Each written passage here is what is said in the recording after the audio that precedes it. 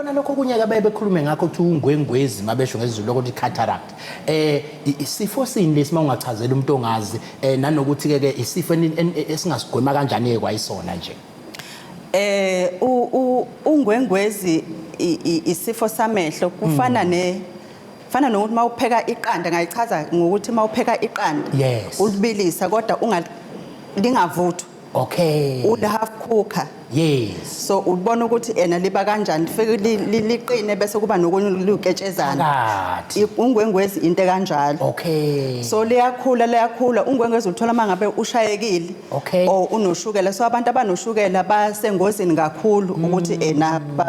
bathole kodwa nje ungwengwezi ngebhadi isikhathi esiningi akuvikeleki ngoba kwenzeka mangabe ukhula ngoba i-recycling yokungcola so ingasadraineki because of ilentozana i-age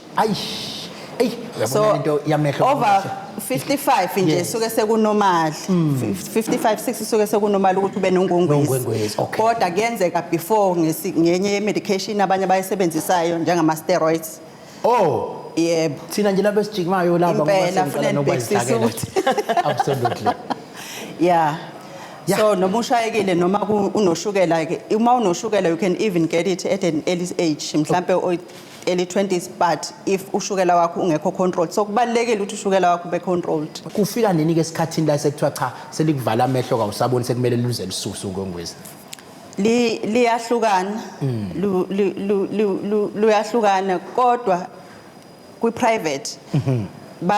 as long as when usunotice ukuthi ena basheshe balikhiphe but kwi public kune criteria esetshenziswayo ukuthi ena mase ungasaboni into kangaka then ke bese bayalokhu ngabayalikhipha mhlawumbe bukhona nobungozi bokushesha ulikhiphe noma kubalekile ukuthi vele lisheshe likhishwe nje malibonakala abukho ubungozi ngoba mina ngiye ngithi awuthi ukulinda kancane uyabona ngoba you can usafunctional usakhona ukumuva kodwa nje ngokuhlukanisa ngawama grades kuyasho ukuthi no sekumele ulikhiphe lolu ukuze ngoba manje awusekho functional ngoba i aim ukuthi umuntu nomuntu abakwazi ukuthi abe functional kuma daily basis akhe